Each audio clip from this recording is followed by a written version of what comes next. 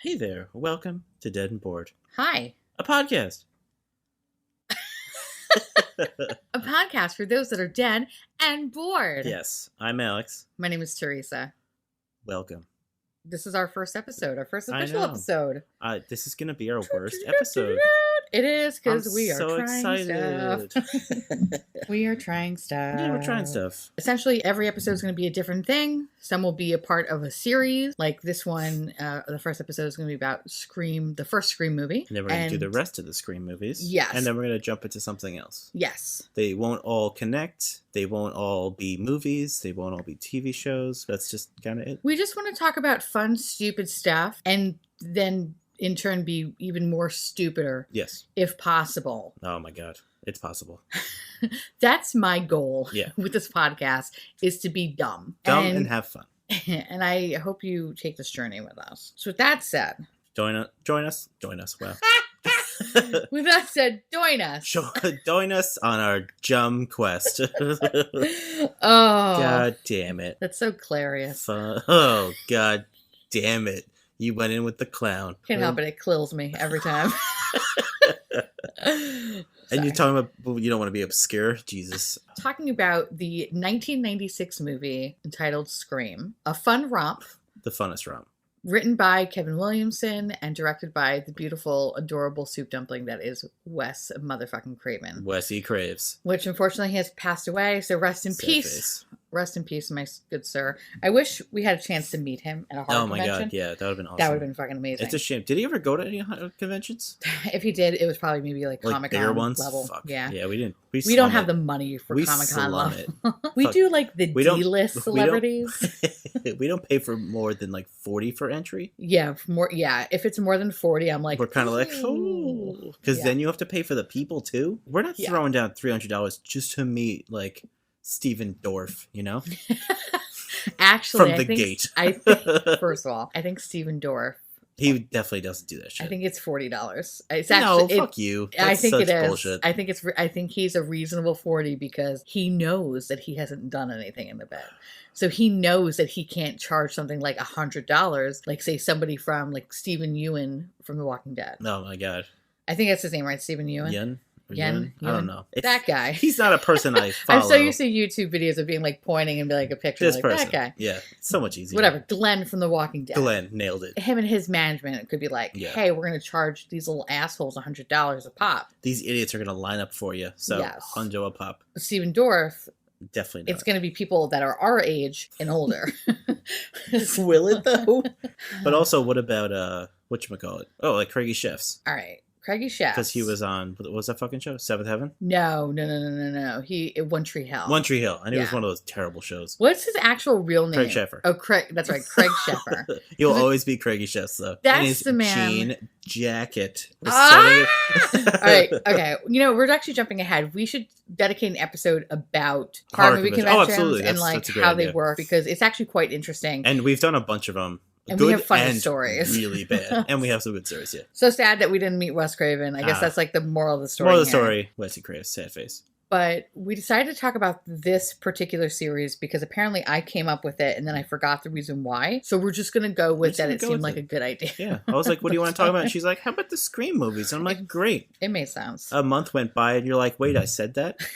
Not to say that I would be upset about it. It's just I don't remember the reasoning behind it. You know.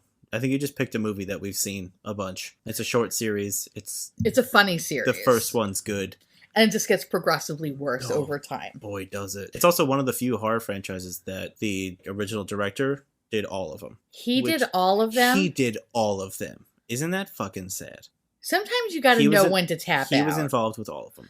Even Steven Spielberg was just like, listen, I'm going to do Jaws 1, and then you guys can go fuck yourselves for Jaws 2, 3, and 4. Yeah. And look at him. He's killing it. Killing it right now. What is he making? I don't know, but he's killing it. He has E.T. Yeah, E.T., that one recent movie that just came out, E.T. I was literally going to say The Polar Express. Wasn't that animated? That was a Tom Hanks one, right? I never saw that shit. I think so. I've never seen it either, actually. Anyway, point is, Steven Spielberg is Steven Spielberg. Oh, wow. Nailed it. Okay. Wes Craven is Wessy Craves. He's Wes Craven. He's definitely the kind of person that you'd find in Applebee's and you would totally have a twofer with and it'd be a good time. 100%. You're having a good time. That's the only guarantee available. So with that said, we were kind of going back and forth on like, what's the best way to do this? I imagine that if you're listening to this, you've already seen Scream and you know what it is. Yeah. So if for any reason you haven't, go watch the movie so you know what we're talking about. Right. And because then we're just going to jump to weird specific details that like stick out to us. Yeah. Because no one wants to listen to us go through all of the details of the fucking movie. Terribly. Yeah. Nobody wants that. We kind of started doing it and then realized in 45 minutes in, we only got the scene. third scene. Yeah.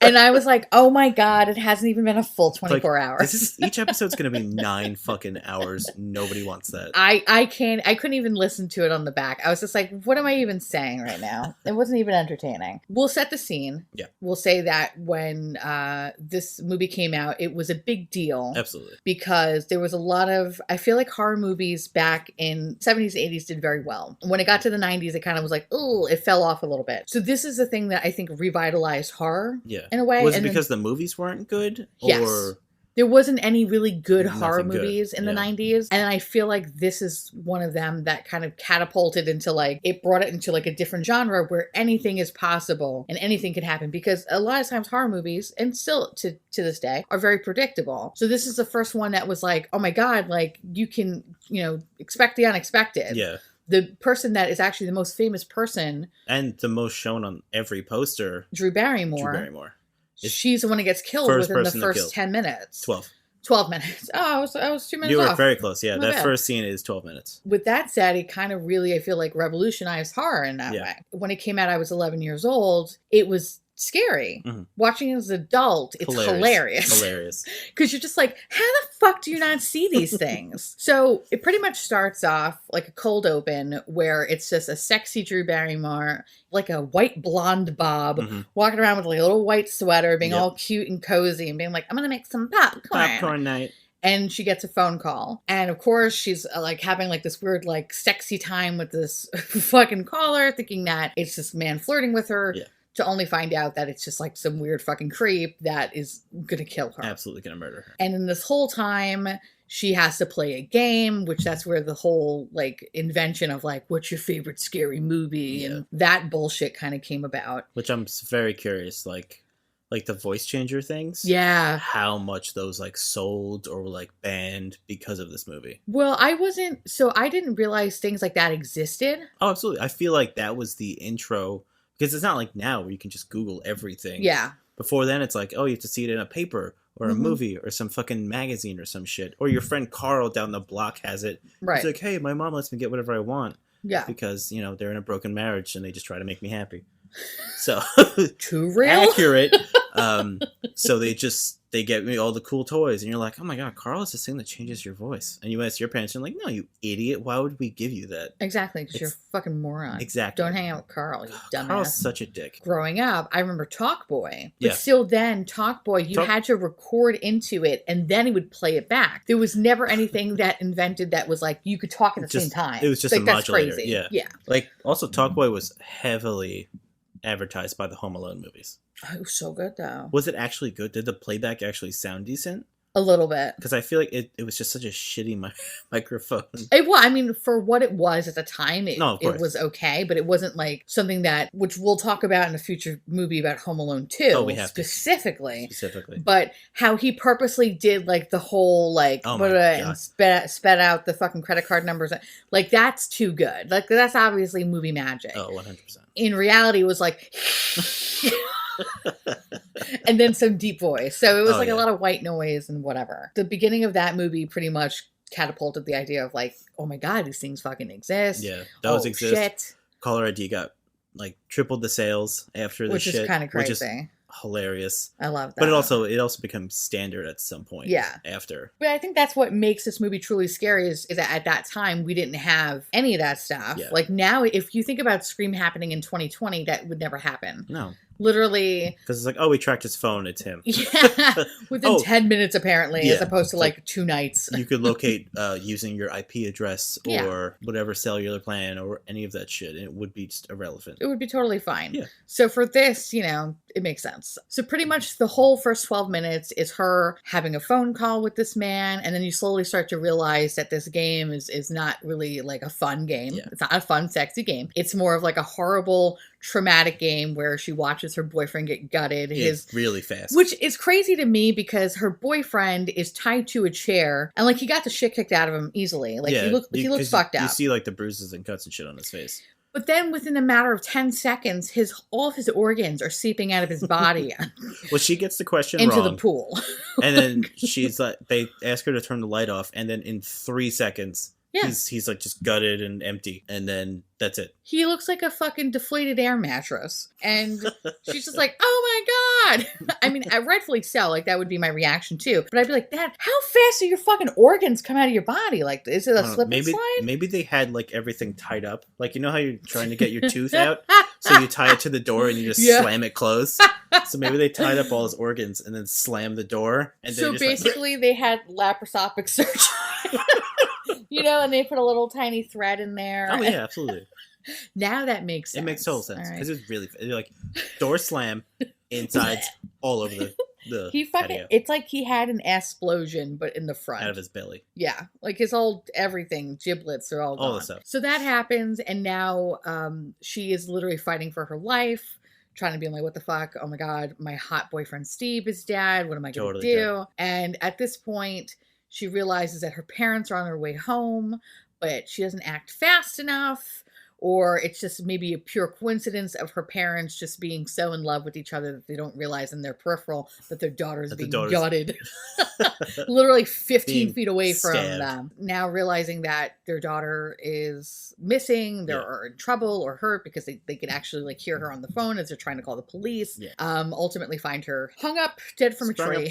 By the tree. With her organs cut out. Yes. But also what I find interesting is the entire like living room area is totally fucked up. Totally fucked up. Yeah. Like shit's everywhere. The Jiffy Pop is all burning and toasty, and there's smoke in the room. The fucking whole like glass sliding door is just shattered because they threw a chair through it. And you're like, oh no, where is she? Where'd she go? They seemed a little calm. Like this could happen because like her child's a high school kid. This is a high school party. It's like, no. Yeah, no. But I think once they realized that the popcorn was burning, it was almost like, oh my, now this is serious. Yeah. Like Casey loved her popcorn. She was very serious about the GIF. And now this GIF is on fire and there's no Casey. And we don't know Broken glass, who cares? You could replace that. You could buy new glass. But you can't replace Jiffy Pop. You can't replace a night eating Jiffy Pop. That's what we call priceless. That's what we call priceless. Yes. So then that's pretty much how it opens. And then like the title card scream. No, title card's actually first. Oh, that's right. It was like this was the only scream where the title card came first. That's true. And then the cold open Good murder. Point. Actually, I lied then. That happened, whatever.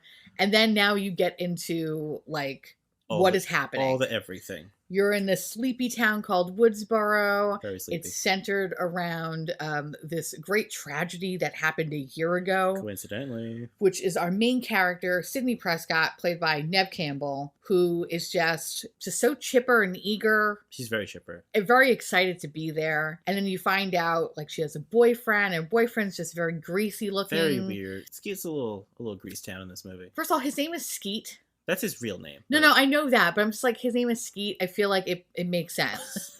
Like his greasiness, his skeetiness, it just totally, like the stars align, and I understand why he's so greasy. And I feel bad because his character came about before dry shampoo, before actually taking care of yourself.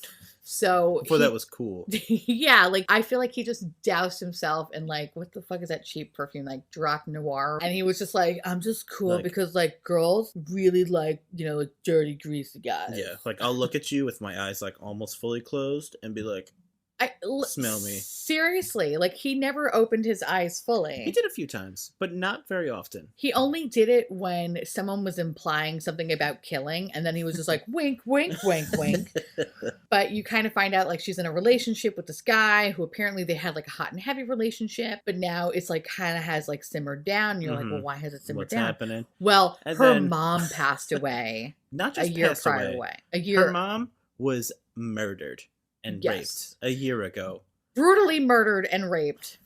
Brutally. They keep saying brutally murdered and raped. In the town square, by I know, the way. there's so much. Which I want to be like, that's even more of a fucked up thing. I know. That you strung up her body in a fucking Times Square for And everyone to see. He's all sad-faced that he's not getting an over-the-pants hand job. Yeah.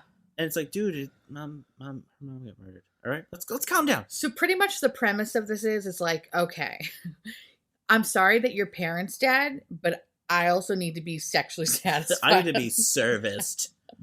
And me sitting on my hand making it numb is just not cutting. It's not cutting the dice anymore. Her father, which by the way, it's like 9:30 at night or something it's definitely bedtime for everyone. He is just rocking a full jean jacket as if he's about to leave the house.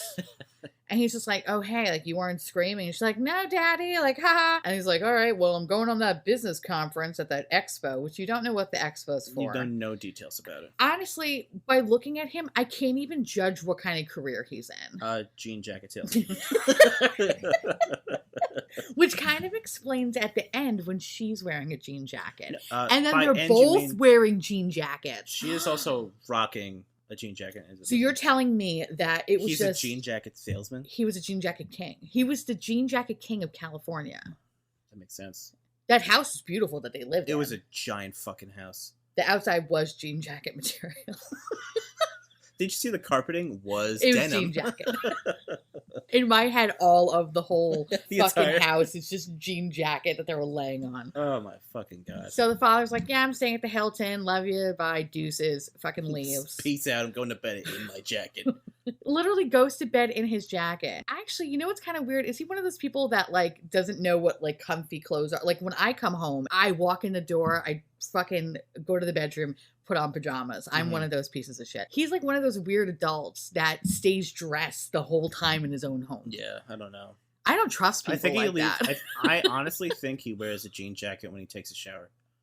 Honestly, I believe that. So he goes, whatever, he's off being a jean jacket dream somewhere. You find out she has a best friend named Tatum, who's this cute little blonde-haired girl. It was basically Rose McGowan before she became, I don't know what Rose McGowan is now. Nobody knows. But apparently this was her, like, favorite filming experience. Really? Yeah. That's good. This was, like, the happiest she's ever been on set. Oh, that's so sad. Which makes me very sad. That's so sad. It was so long ago. It was so sad. She peaked. She feels like she peaked. She's been in so many more movies, and it's like, that makes me sad.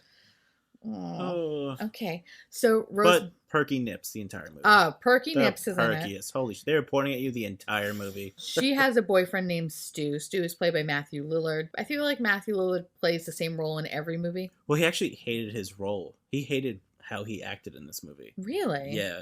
He thought it was too over the top. I thought it was really funny. That's exactly what he said, is some critics hated it, some liked it. Yeah. So, but he hated it. He also didn't audition for the movie. He didn't? He was dating someone that did audition, and someone saw him and like pulled him in. They're like, hey. Like a Barry moment? Yeah, like in Barry. Who was he I wonder who I don't know. I wonder who he was dating. That they were like, you look like you could be a total douchebag. You could be this asshole in this movie. Are you interested? And he's like, absolutely. That's fucking hilarious. Yeah. I didn't know that. And then you meet Jamie Kennedy. Jamie Kennedy. That's also in this little friend group. And Jamie Kennedy is he's not wifed up. He's got nothing except for his hand. He's that bonus fifth wheel that hangs on the back of the truck. That secretly just wants to fuck all the girls in the group.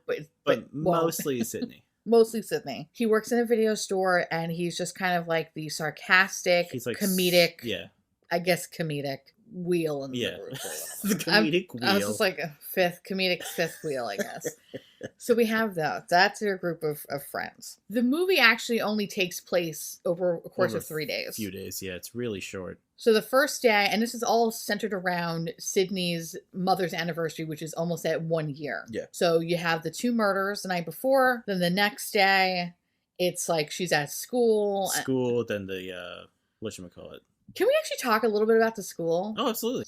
What I found really weird about the school scenes is that, this is not weird in my opinion, that they were interviewing each student, I guess, to see like what the link was or whatever, like if they had any motive to want to kill these 2. What I thought was weird is that when Sydney came into the principal's office because it was her turn, that the principal, who was played by Henry Winkler. It's a fantastic Henry Winkler. We love him. He's a fucking good time. He like touches her face in such a way that's like, like you would a child, like, you know, like if that was your daughter or son or something. It was weird. But also the principal announced over the PA, I love all of you. That is true. And it's not like an elementary school. This is fucking high school. Which is kind of really fucking weird. Yeah. But then also in that same breath where he is basically saying that he loves his students, there's another part, if we're going to go a little bit further, where I think on the second day that happened, or no, not the second day, the third day, which is like the final day, all the kids went back to school. And then there were kids just running around the hallways with the ghost mask, killer face or whatever, and then the costumes. They do the curfew for the night. Right. But like he literally takes the two kids that were like running amok around the school, basically, you know, making Sydney and everybody feel uneasy, mostly Sydney, feel uneasy about it. He is so drastic with them and like cuts up the fucking mask and literally like tries to stab them. Cuts the mask up with scissors. He threatens to kill them and hang them from the goalpost. Yeah. And then expels them. Right. Which is fucking crazy. Which is like, dude, you're a principal? You're a principal. But what kills me, though, is that once the school is closed and they were like, hey, guys, fucking, you guys need to get out of here. The curfew is going to be at 9 p.m., which to me was weird. It should have been like 3 or something. It should have been like 6. Like, children should not leave their house until we figure it out. Go home, like you have dinner, you go home, and you're fucking home at 6. Was it also only the high school, I guess? Or was it like, it seemed like the whole town had a curfew. The whole town, because some of the businesses were closed. That's true. Like that one guy that was going to skateboard away. Oh, yeah. The old man that was trying to skateboard away. I don't know, the way he ran, it looked like he was going to just jump on a skateboard. I think he did. He went on a dolly. But what bothered me about the school principal, though, is that once everybody left, he then took the mask, because there was 2 masks. Yeah. He put one of them on. And he was like wearing it. And he was wearing it and just being like, whatever. When I think about it now, those people that got suspended were the same kids that were in that house. Yeah, they were the first ones to leave when Randy gets the call that the principal was killed. Yeah. That's why they're super excited. They're like, oh man, we got to see the body. It was one of the kids that got expelled. So I part of me wonders if there were actually more kids in this. Involved? Yeah. Like in the killing? Now I'm thinking about it. Well, there's a big theory that Tatum was involved with Randy and Billy. Oh, you mean Stu and Billy? Stu and Billy, yeah. Yeah. Not Randy, wow. Randy didn't do anything. No, but Randy get shot. literally did nothing. Yeah, the 3 of them working together, and then she got killed in the garage in that one scene. And why would they want to kill her if she was involved? I don't know. Maybe they just wanted her to... It's just a theory. Yeah. Maybe because if they had someone that was that close to Sydney, that they can know like where she is, what she's doing, she could keep them updated because she would be with her the entire time. Right. Because like the second half of the movie, they're fucking inseparable. Until, she gets murdered and all and she gets murdered rather quickly, very fast. Like, oh, it's fast. Which, by the way, is very quickly, very fast. Same thing. That's basically just how fast super it was. fast. That's it was on times 2. Yeah, it was. At least 1.5 when the classic garage door murder. See, that's interesting. But actually, even if we go, before we even get to, like, that house, because we could talk about that house in a second. Yeah, we will. So, to me, the school was kind of weird because the principal would, like, put the mask on, and, like, he was just kind of, like, really also, I don't know, like he was kind of getting into it, too. So, no, he was. That's what I liked about the movie, is that it was kind of pointing in a way of, like, you don't know who it is. Yeah. Could be. They really played it could be anyone. Right, because the principal was being fucking weird and strange. It could be Billy, because he's just like so apathetic with life and they're so greasy. It could be Randy because he knew they always horror movies talk about horror movies. Yeah. So it was kind of interesting, actually, now thinking about it, like how smart that was to do that. Yeah. Well, it's just like when Billy gets arrested. Yeah. From Cindy's house because he dropped the fucking cell phone, which I think he did it on purpose. Yeah. Because that's the perfect setup for if there's more than one killer. He'd be in prison. Right. Then the actual killer could call, which is what happened. The other killer called Cindy at Tatum's house. So, like, they knew that she was at Tatum's house. Yeah. So, that's another reason why that blends into Tatum was in on it. But they also could have guessed, because, like, Tatum's literally her only friend. That's the other thing, too. They're going to go there. Yeah. So, it's like, it kind of works, but it also kind of doesn't. But it's a smart move because that would make Billy look innocent. So then Billy can get closer to Cindy after she gets out. Yeah. After he gets out of prison. Because there's the extra killer. Which is a fucking genius move by a bunch of fucking high school kids. Yeah. Essentially. Totally. For sure. Also, the fact that everyone in the movie is supposed to be like 17 makes it a little crazier because it's a 17-year-old killing people. Yeah. Usually it's an adult. An estranged adult. Yeah. like Jason's mom or Michael Myers, who is not 7 in the movies. No. He's an adult murdering. Well, he was 7 in technically, like, when he first made his first kill. In the first... But then he was 21. Yeah, still older. Yeah. Closer to what the actual age of the actors are. Right. 25. 25-year-olds playing 17-year-olds. Gotta love it. That's usually the case, though. Why is it the case? That I don't know. Because it's like, why don't they just make them college kids every time? Is college not as cool? Well, college is all number 2. And that's another story for another day. That is another story. Like I mentioned before, this movie is in the span of 3 days. And the first 2 days is really more just like, you kind of find the background story of Sydney's mom, of like, all right, this horrible thing that happened in Woodsboro was, her mother being brutally raped and murdered by this person named Cotton Weary. And apparently you find out that Sydney was the one to point him out and send him to the, or as, what the fuck what did Courtney Cox say? She said, oh, you got him gassed. Or something like that. Oh, I forgot to even mention it. Now, within these 2 days, you also meet another character named Gale Weathers, who is Courtney Cox. And you also meet David Arquette, who is Tatum's brother, who is the deputy. Of the police department in Woodsboro. Courtney Cox, you find out that there's like a weird history between Sydney and Courtney. Or I'm sorry, I'll call her Gale Weathers, otherwise I'm going to confuse her and keep calling her actual real name. Of Sydney and Gale, because Gale was in the process of writing a book and basically pointing out that Sydney was a fucking liar. Sydney was wrong and accused Cotton Weary when Cotton was innocent. And Cotton Weary is played by Liev Schreiber, which you only see mere footage of him. Yeah, you see him for like 8 seconds in this one. He plays a bigger role in later. 2 and 3. Yeah, right? I believe he's in 2 and 3. I know it's definitely 2. I don't remember 3. I haven't seen 3 in so long on purpose. I think 3 is when he meets his maker. Wow. Spoils. Sorry. A movie series that's pretty much been dead in the water for many, many years. Boy, howdy has it. So that's when you kind of find out these little backstory things. Like, Sydney was under the impression that her mom was an angel, but you kind of are now hearing that Sydney's mom used to like flash her shit around town. She was a loose lady that liked catching some dick. Yeah. Which there's nothing wrong with that. Which is cool sometimes. But she was a married lady, though. Yeah. And that was looked down upon in Woodsboro because she was a married lady and she was literally sucking all dick. She was getting dick. Getting dick at the ice cream shop. Ice cream shop. The Chili's down in Route 9. The new Chili's. Come on. That's why that town... I forgot what I was just going to say. That awesome blossom. That's not the only thing that was awesome.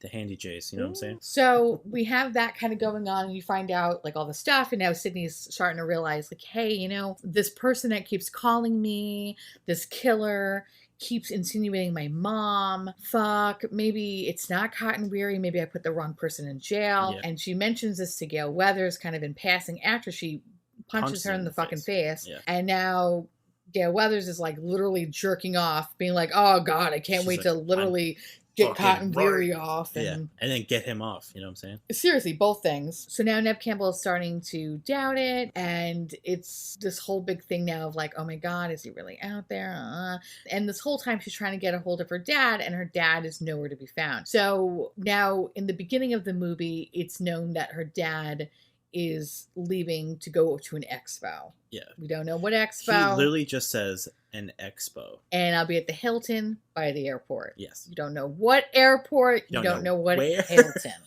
So he's literally nowheresville. Now, the last night that this whole movie kind of takes place is that after the curfew, they decide, and by they I mean Tatum and Stu, decided it'd be a really good idea to have a party at Stu's house because Stu's parents are not home. And there's safety in numbers, essentially. Yep. And with that said, even though the chief of police said, hey, all these kids need to fucking get home, there's a town curfew for everyone at 9 o'clock. He mentions, I guess, to Dewey, the deputy, like, just make sure Sydney's okay. But condoning, I guess, that, well, no, technically he didn't know that there was going to be a party. No, but he's just like, keep your eye on Sydney, make sure everything's okay. Right. You would think that Dewey, though, would be like, hey, this is not a good idea. There's a killer on the loose. We should stay at home and eat some Jiffy popcorn. And not burn it and get murdered. Right. But no, instead, I'm going to babysit you guys out here in the middle of the fucking farm country. Yes. But Even funnier, when all the shops are closing up, they're shopping at the grocery store, getting snacks, because Stu's like, get food, and then he's going to have the alcohol or whatever. Yeah. But then, it's one of the scenes where they show someone in the Ghostface costume in broad fucking daylight the day the curfew starts. Well, that's the thing. There were 2 instances that day where Ghostface popped up in daytime. Yeah. One, it was outside was the first one. Tatum's house. At Tatum's house when they were... Yeah, they were chilling. He was in the woods, just like, hey, I'm wearing a black suit. He growled and then ran away. He's like, well, they're having a very poignant conversation about Cotton. About Cotton, how her mom was a slut. And how she might be wrong. My favorite line, though, in that whole thing was like basically when she was saying like, you know, you hear a lot of stuff about people around town, like your mom was like, you know, sleeping around, and after a while you hear that rich gerbil story, it kind of must be true. And it was like, wow. Yeah, you hear it so many times, it must be true. Like sometimes things like that just don't happen. That's not how rumors work. I was just like, are you fucking if kidding you me? hear a rumor 60 times, you believe it. Yeah, like, automatically. No. That's not real life. You fucking sheep. Get out of here. Now it's time for the party. Now it's time for this saucy party where there's like literally like maybe 10 kids. So it's like 10 additional people showed up. Some bunch of randos. 2 of the kids that were the ones that were getting expelled were there, and then majority of them were just like randos. Just one-offs that just disappear slowly throughout the movie. Yeah. Because when they go to find the principal's body, it's 4 of them. Yeah. There's other people somewhere and you don't know where they went. No. They slowly started to like die off. They just leave. They're like, they just fucking drink driving over here. Oh, for sure. It's fucking kids. I can't. So how it starts is that there's a party going on, and then you have Sydney and Tatum coming in with their 2 bags of Tostito chips and fucking frozen pops. Ice pops. It was also, like popsicles. Yeah. Hours later, it looks like. Yeah, which they purchased it in the daytime. Yeah, the sun was still out. Yeah. It was still light out, and they were buying shit. And then they get there fucking hours later. It's pitch black. Pure night outside. God damn it. And then they bring in some melty, trippy ice pops. Are you kidding me? I was like, I don't believe this for one second. Well, the best was also Gail and her cameraman, Kenny, are following them to the party. Yeah. But terribly. So it's this giant white van following their Jeep going to the house party. And they're not keeping a distance at all. No. Like, you literally see the car up front. They're in a fucking clearly 1980s visible. news van. They're in this giant fucking news van slowly creeping on them. And it's like, you can see that shit in the rear view. There's no way. It's not like a populated street. It's dirt fucking road practically. And no one else is driving right now. Oh, it's because of the fucking curfew. That's what I didn't get, but it's actually a blessing in disguise. Even though she just wanted to catch the scoop or whatever, she wound up actually being an integral part. Actually helpful. Yes. The party's happening. Everybody's, whatever, like teenage drinking and blah, blah, blah, drinking Budweiser. And then the first death of the night happens, and that's for our poor girl, Tatum. Poor Nips Tatum. Justice for Tatum. She got fucked in that one. She basically got sent to the garage to go get some beers. By Stu. Which I imagine it was probably Billy that killed her. Yeah. I think. That's the thing. You never know who kills who in this. You can only just kind of suspect. You can guess, but there isn't like a huge height difference. No. And like to where you can ever like compare. No. There's no like signs or like voice. Nothing. Even though you hear like grunting, but it sounds like both of them. Like every time they did a very smart job of they did disguising anything that could sound like one of them. She gets murdered horribly. Oh my god. Garage door, R.I.P. Which, by the way, I'm sorry though.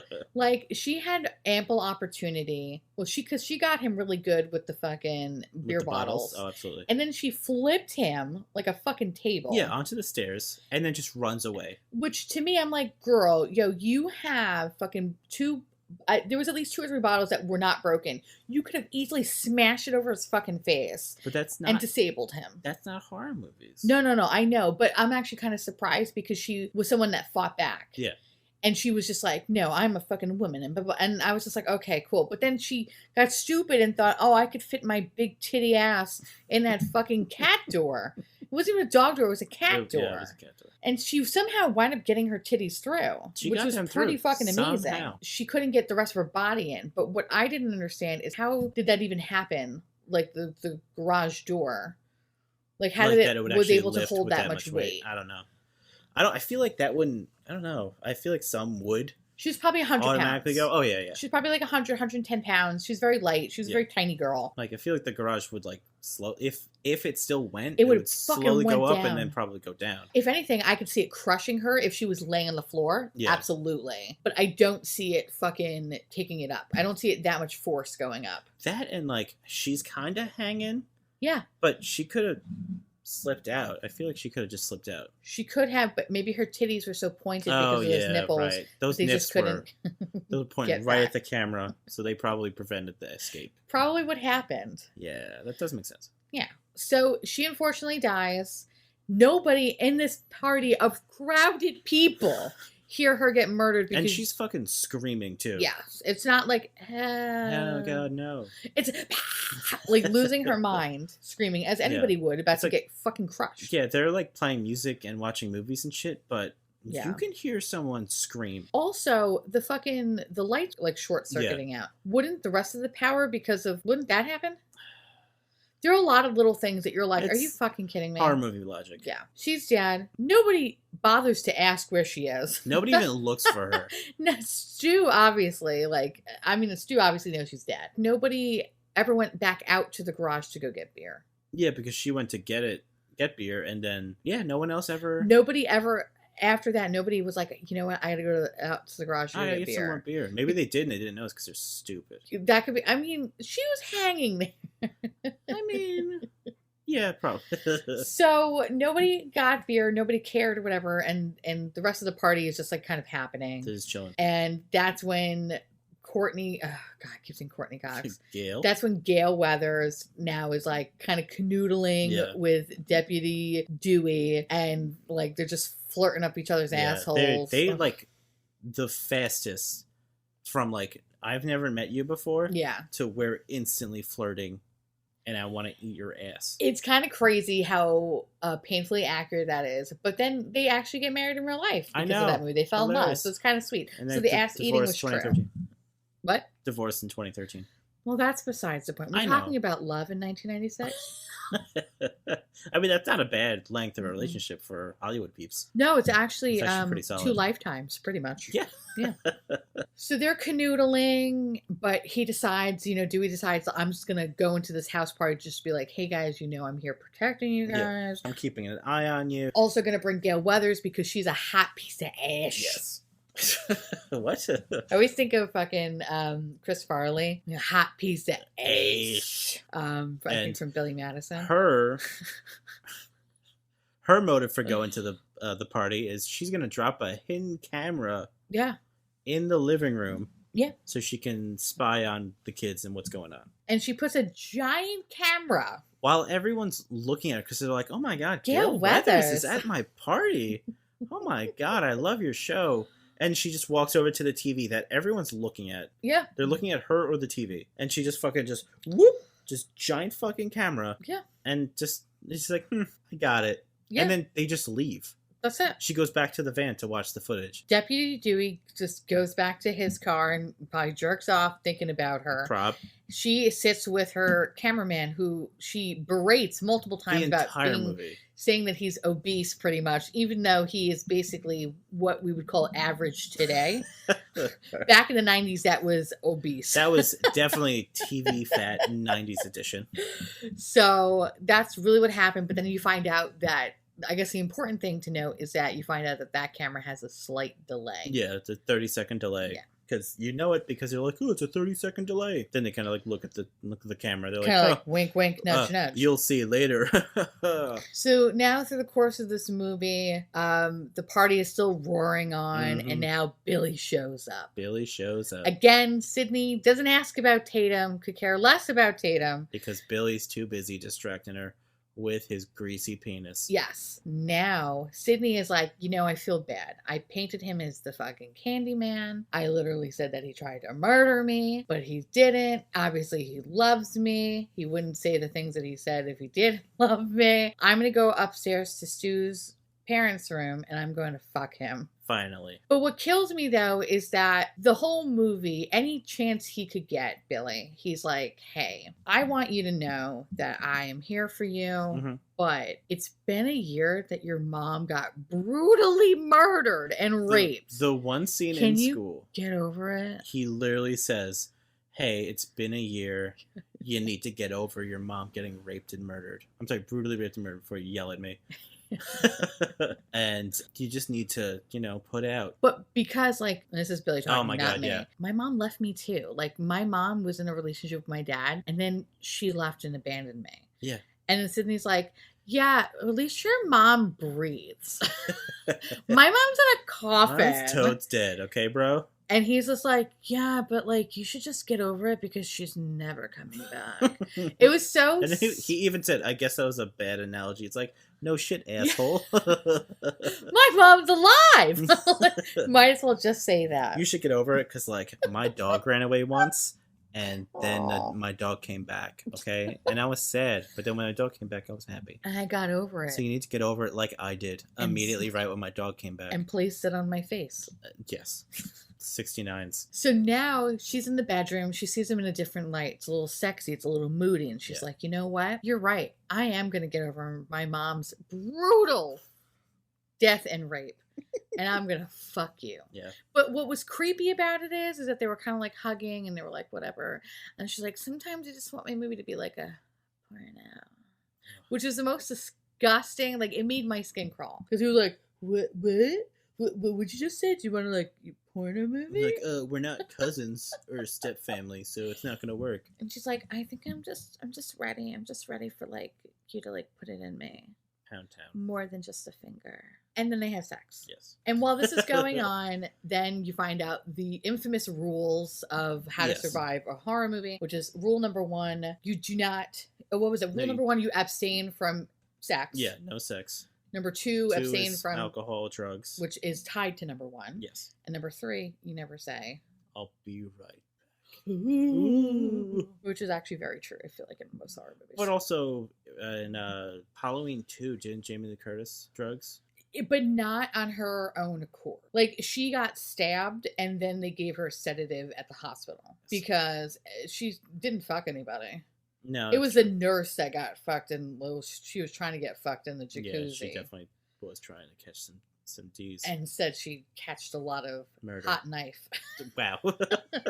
Like butter through her skin. Through her, yep. But no. Jamie, Laurie Strode, she was hopped up on sedative because they were just trying to make her calm down. Yeah. And the doctor was just coming from a Halloween party and he was drunk. So he didn't know what else to do except give her a sedative and say, like, we'll call your mom tomorrow. Mm-hmm. So come pick you up on November 1st. Quality. Here, trick or treat, bitch. But so now they're having sexy Pound Town. Oh, Pound Town. And now people are slowly leaving the house. Just disappearing from the party. Like, Stu actually never comes back. He doesn't come back. Ever. He doesn't come back. And now they're all drunk. Mm-hmm. So Randy, Jamie Kennedy is on the couch. All the people, all of the other boys that were there, they get a phone call that now the principal's dead. Yeah. So they're going to go. They immediately run out of the building, go drunk drive, almost hit Dewey and Gail with their car. And the only reason why Dewey and Gail almost get hit by the car is because Dewey got a call from the chief saying, like, hey, there's a car near Stu's house. He gets a hot tip. There's an abandoned car. Yeah. By that house. So I guess actually the chief of the police must have known that they were having a party. Yeah, I guess that does make sense. So I guess the chief of police was okay for some kids to not be on curfew.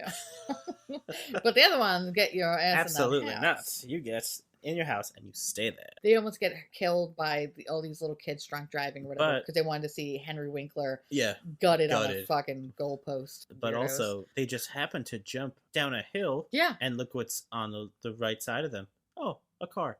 And whose car does that belong to? Whose car is it? Sidney Prescott's dad. Dun, dun, dun.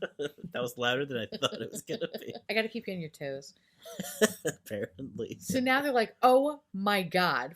By the way, like when they fall down the hill. Yeah, they land Gail is the one. Top. They're like inside each other. Oh, they're inside. Gail is literally like, I only am doing this because I just need the story. I'm not here to fuck you. Finds the car technically, but Dewey is like, I have been looking for you my whole life. They were love at first sight. Apparently, yeah. So finding the dad's car was a big deal because he was the prime suspect. Yeah. Because all the phone calls that were made to Drew Barrymore's character in the beginning, as well as Sydney at the night, was coming from his Neil cell phone. Was it Neil Prescott?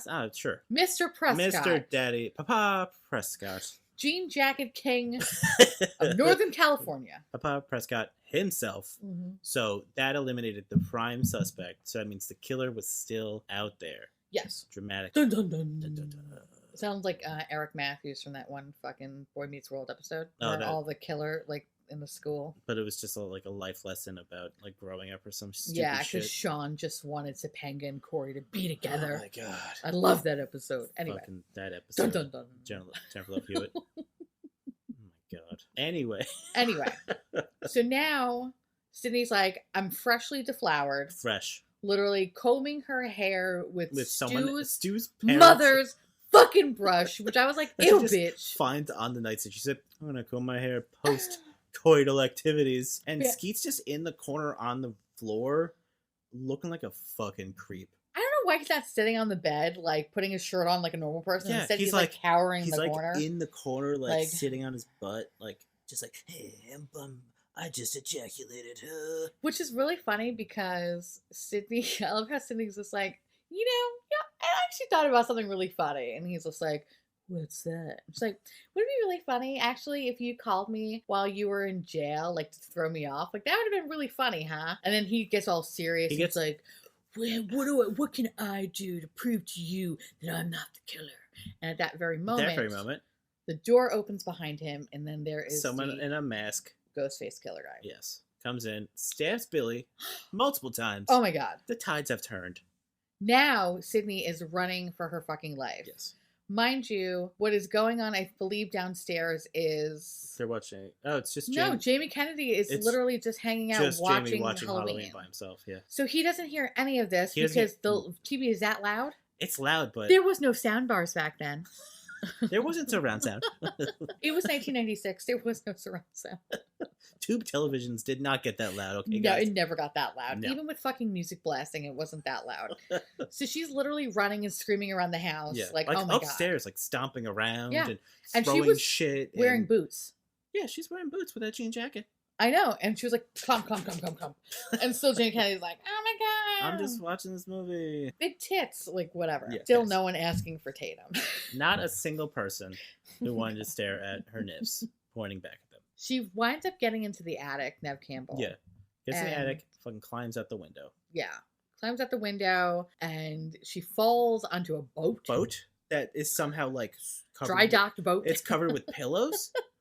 She doesn't break anything. It's soft. When it would murder her back. Murder her instantly. Because she fell from a second-story window. Yeah. And the reason why she fell from the second-story window is because that was the only way that she could get out of not getting killed by the Ghostface guy. It's the only ledge available. And Ghostface guy actually wound up breaking into the attic space and grabbing onto her. That's why she fell out the window and whatever. So now she gets up off the floor because she fell, and she sees that Tatum, our beautiful, wonderful Tatum, is now squished. Yep, she like finally a plastic Barbie doll in a fucking in a vice garage door. And now she's spending her time just running around doing whatever. Frantically. Well, this is that one car scene. Yeah, Sydney then has really nowhere else to go, so she runs directly to the news van. Mm-hmm. The news van, the cameraman is there, and he's like, oh my god, like, fucking come in, we're gonna, like, make sure that you're okay. What do you mean there's a killer? What the fuck? Yeah, so then they look at the camera, they see the killer right behind Randy, which you saw 30 seconds ago. Right. So Kenny gets out of the van, and he's like, fucking delay, blah, and then immediately they watch the ghost face person just run off frame. So then Kenny turns around and slice. Murdered. So then, of course, well, what does he say when he gets stabbed? He's the only person that says anything. Close the door. He literally whispers because, his throat was slit. Close the door. And she was like, what? And then closes the door because it clicks in her brain. Yep. And instead of trying to drive away or anything like that, she just there's a hole, I There's, guess, like, in the this back weird of the van. She crawl space. shimmies her way. Yep. And at that point, I guess the doors didn't lock or whatever because the killer got into the van, tried to also go through the little same shimmy way. Couldn't because he's too big. He's a big boy. And now she's literally running down, you know, the road wherever Stu lives and is flailing her arms. Like, in her jean jacket. That's a fucking dream. Looking great. Looking great. Jean jacket, black jeans, little booties. She was looking fabulous. She's killing it. Her hair nicely coiffed because she used to use mom's fucking brush. She looked good. So now, fucking Dewey. I don't know how they didn't meet up. Run into each other. But I think Sydney then she jumped a fence and then she was running in a field at one point or whatever. That's true. She did jump a fence somewhere. So you had Dewey and Gail now running back to the house being like, oh my God, Sydney's dad's the killer. What the fuck, y'all? Gail goes to the news van. Dewey then goes to the house to try to corral the kids together. Mm-hmm. Little did they know, there's no kids, one there. Except for a dumbass Randy that's literally yelling at the TV. Now you find out Gail is stepping in blood. Then starts to realize that the cameraman's on top of the truck, which...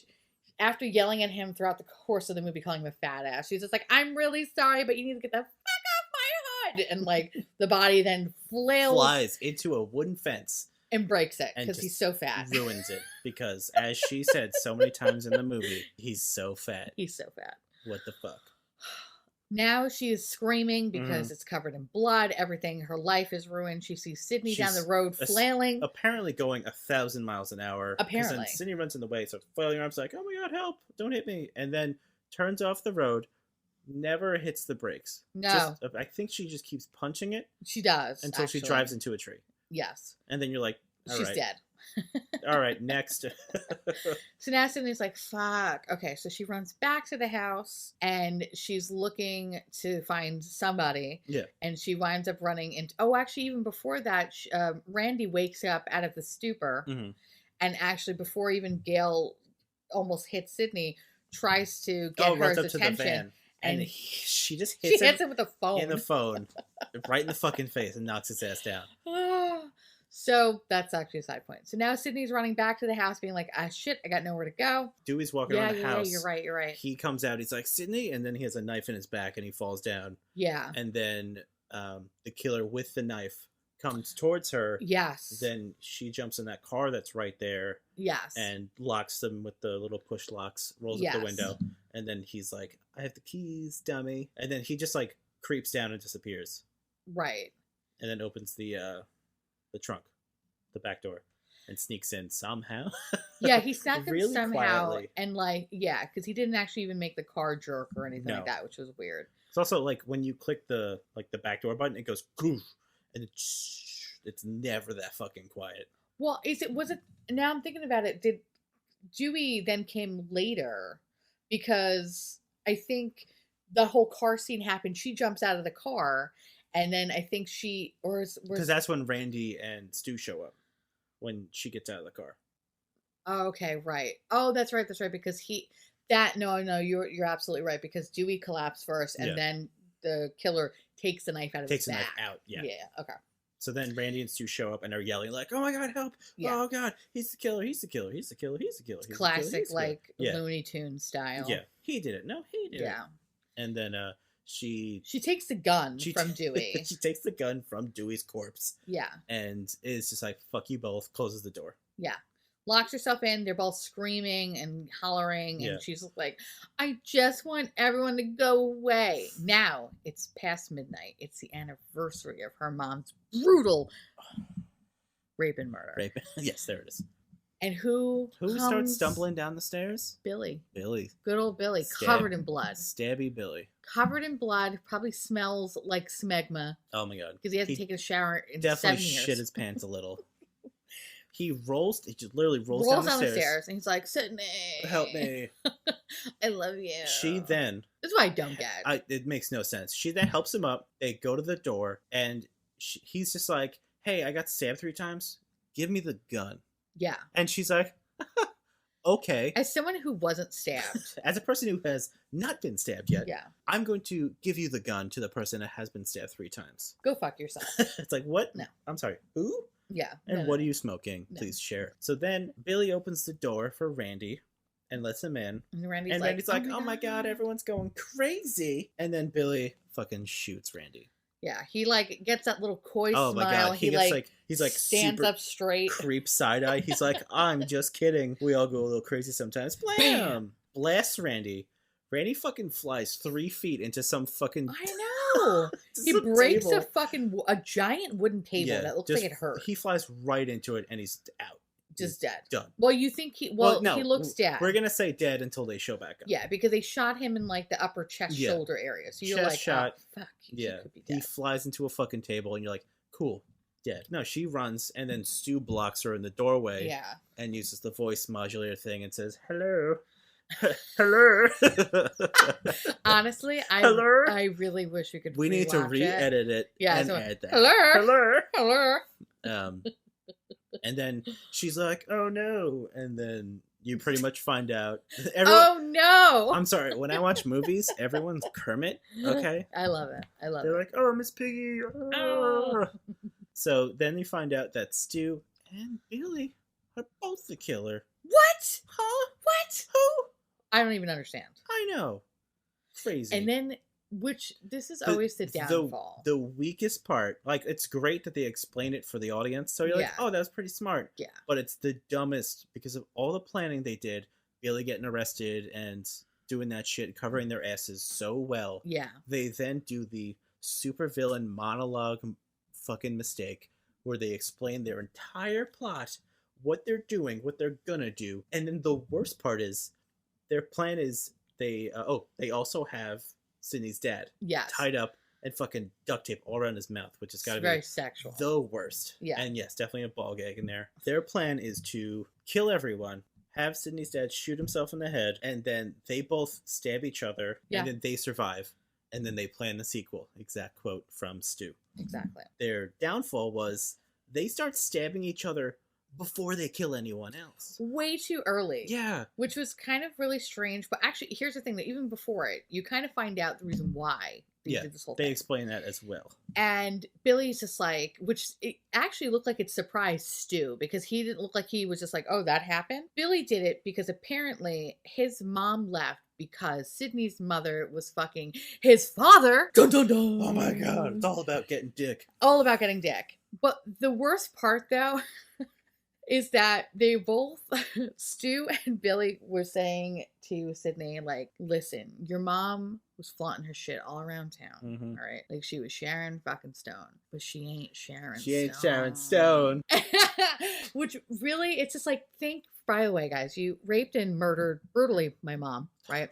You brutally raped and murdered my mom. And then, but then you called her ugly on top of that. And then on top of that, they admit to framing Cotton. Yes. They were like, it was so easy to frame Cotton. We watched a few movies and we figured it out. Yeah. So they admitted to framing Cotton, killing and brutally raping the mother.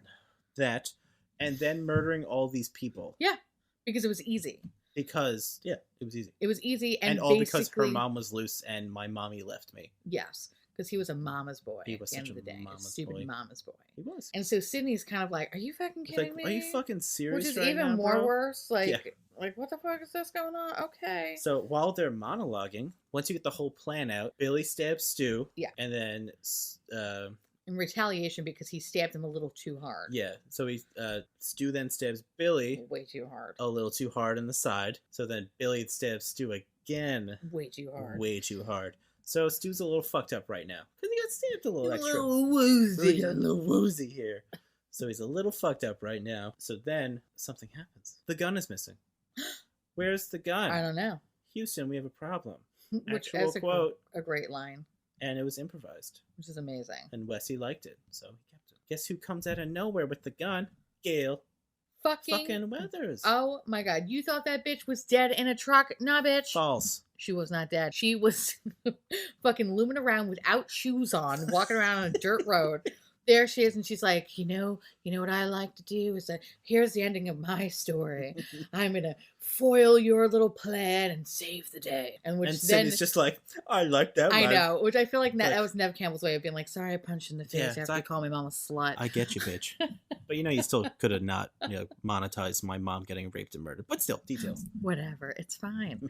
So that happens, but unfortunately, our good hero Gail does not. She has the fucking safety lock sign. on. She's So also shaky hand. she's like, She's like, duh, dead. but no, then He boot kicks her like all Billy force. fucking kicks her, fucking mule kicks her into the fucking pillar Yeah, outside. Excuse me, and then lays on top of Dewey. and falls right into Dewey. yeah, right in like his nook. adorable little nook, which is how they fell in love. I know.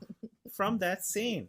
By this point, now Billy was about to kill Gail, like shoot her. Yep. And then when Stu turns around to look Stu's for Sydney, like, hey, check this out. Where's She's Sydney? not there. where's Daddy? Sydney and Daddy are gone. Uh-oh. What happens now? Exactly. So then they start looking. Now it's a cat and mouse game. It is a cat and mouse. And guess what? The cat starts calling on the phone Oh, so using good. the voice modulator that they put in Papa's pocket. So good. To frame that poor man. I know. So then Sydney starts haunting him, and they're like, fuck you. Except for Stu, because Stu's fucking... He's an angel. He's like, hello? That was my favorite is when he...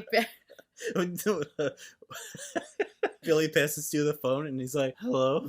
Actually, I liked when it started ringing and he just looked at me and went, should it go to voicemail? It fucking made me laugh. Oh, So- oh God. Billy's angrily, like, looking around, like, where the fuck is this I was like, bitch? bitch! Yeah, just he says bitch so many times in this part. And then the best line in the movie, Yeah, the best. when Billy hands down. throws the phone into Stu's back, which actually happened. He actually threw the phone into his back, and he yells, "You hit me with the phone, dick!" Best line in Best the whole line in fucking the movie, movie. also improvised, but definitely the best line in the fucking movie. So It's so good. It's fucking great. So then Billy goes over to the closet. She is in Yep. and stabs him with an umbrella. Which is kind of funny because also at the same time, the movie Halloween is on in the background and it's the same And scene. it's the same scene where he's breaking into the Closet, and she stabs him in the eye with with... the hanger. Yeah. Yeah. So it was kind of like a nice little play. So again, it was like a nice little Easter egg. There's that they so many of included. those in this fucking movie. It's crazy. She Stabs gets him him good. wounded pretty Yeah, hard because she got him good. in the stab mark or whatever, she put like a piece of umbrella in, I guess. Hmm. And then that's when Stu regains some strength A little and then tries to fucking murder her. in the living room or the study, if you will. Which was kind of interesting because it did not go as well. And basically his head got crushed by a television. Which I think is actually very reminiscent to a kill that happened in A Nightmare on Elm Street movie. Yeah, I think Where so. Right? like a TV dropped on someone's head. And Yeah. then I think the line was the ad lib line for that one was like, I always had a thing for you, Sid, and in your dreams. Yeah. As she killed him. Yep. Which I thought was kind of Fucking cool. references are crazy in this movie. Yeah, it's really awesome. And now she's like, oh my God, great. But Randy now pops back to life. Randy's like, I'm alive. And as soon as he says I'm alive, Billy then fucking cold cocks him in the Oh my god. Just punches him right in the fucking face. He's down again, presumably dead.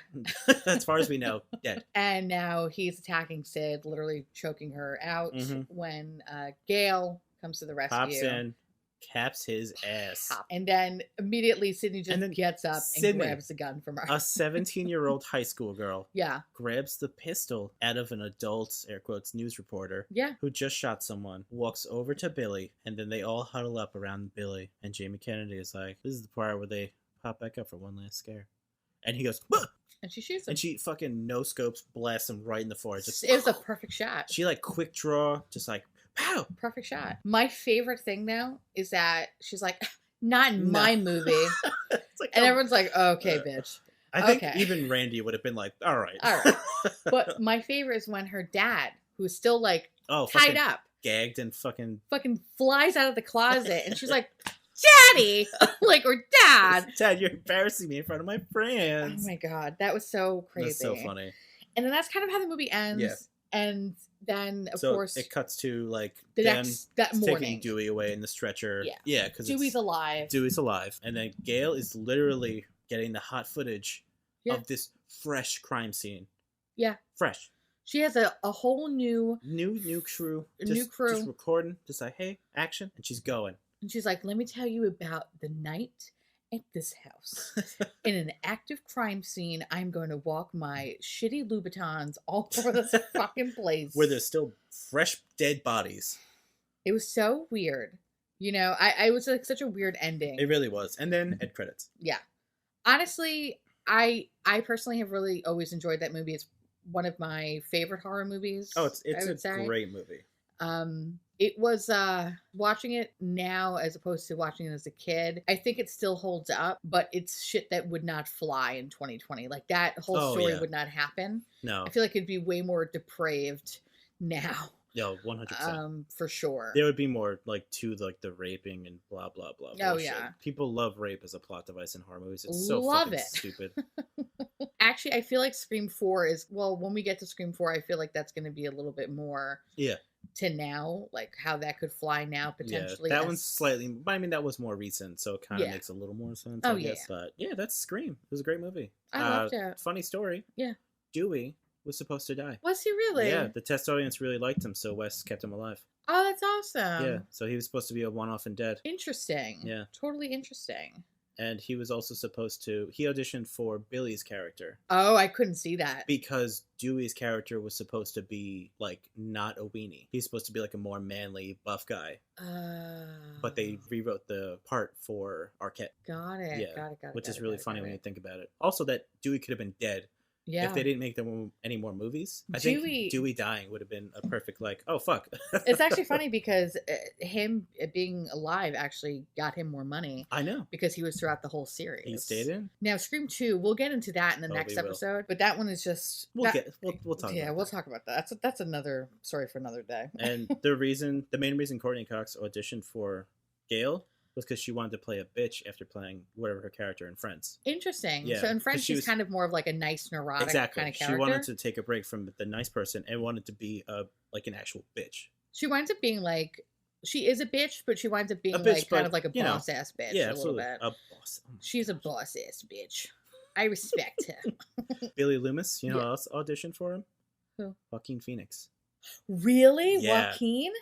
That would have not looked good. I know. No, I can't imagine that. No. Stu, alternative, Freddie Prinze Jr. So Freddie Prinze, I feel like Freddie Prinze Jr. got the role of I know what you did last summer. Yeah. It's like they almost were like, you didn't get this one, but we'll give you this one the next instead. one. But also, funny story. Yeah. The football player in the beginning. Yeah.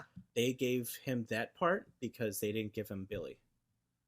Oh. And Wes picked Skeet because he kind of had a young Johnny Depp vibe. Oh, okay. From Nightmare. Yeah, I could see that. Yeah. I could totally see that. Until the second half of the movie where he's just fucking he just looks like a grease monster. Yeah. Like he's just been working it in and out way too many shifts. And you know who else auditioned for Sydney? Who? Melissa Joan Hart. Oh, God.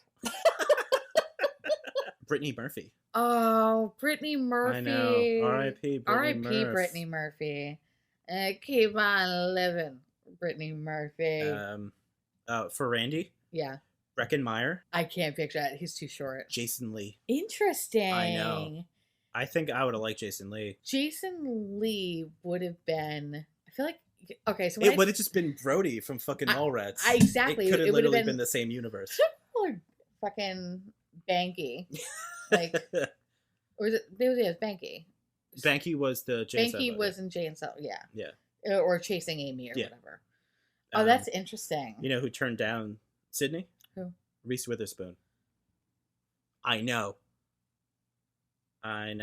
She would have been not a good Sydney. I can't picture her. I can't picture either. But I mean, maybe young her would have fucking went for it. Yeah. 2 more for Gail Weathers. Brooke Shields. I could see that. She was almost cast because Janine Garofalo turned it down. Really? Yeah. They were gonna give it to Janine Garofalo? Mm-hmm. But she turned it down. Wow. Yeah. Isn't that fucking crazy? That's crazy. I can't picture Janine Garofalo. I can't picture not Neve Campbell as the lead actress in these movies. No, I can't. Honestly. I think she did a great job. She did. The movie, good or not, I think she did a really good job. I really enjoyed her. I think everybody, especially in the first movie, I think everybody played their role incredibly well. Absolutely. Skeet Ulrich is just I would say he was probably the worst actor out of them all, but I think it was just intentional because he was supposed to be like he's inconsiderate piece of shit, but also like some angry teenager about filled with cum. Filming took 8 weeks. 3 weeks were just for the party scene. That's crazy. Yeah, it took 21 days to film that fucking scene. That's fucking nuts. Yeah. But I mean, it was like a third of the movie. That's fucking nuts. I can't handle that. Well, I guess it kind of makes sense because how much light do you possibly have? You know what I mean? Mm-hmm. Because it's all at nighttime. Ooh, I know. awful. It's so interesting now. I know. I like looking at like alternate casting because that's just hilarious. I'm curious to see what the alternate casting will be for episode 2. I know. See how that is. But then also Tori Spelling. Tori Spelling is funny because she is. And then she ended up being the Stab. Yeah, she was in Stab, which is the movie about Scream. The actual Scream in Scream 2. Yeah. The Woodsboro murders or whatever.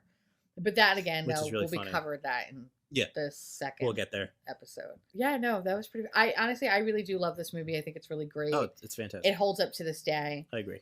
And it's something that it doesn't scare me. No, it makes me laugh, if anything. And it's a pretty decent story, I would say.